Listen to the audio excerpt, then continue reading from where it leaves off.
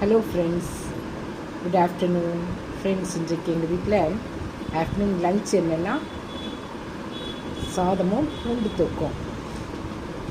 பூண்டு தொக்கு ரொம்ப நல்லது உடலுக்கு, மிகவும் அது நம்முடைய உடலில் இருக்கிற அந்த வாய்வெல்லாம் எடுத்துரும், நம்ம உடம்புக்கு வந்து ஸ்ட்ரென்த்து கொடுக்கும்.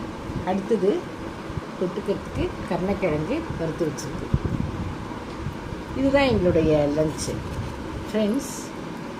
இது ஒரு சிம்பிளான லன்ச் தான், இருந்தாலும் இது வந்து ஹெல்த்தியானது.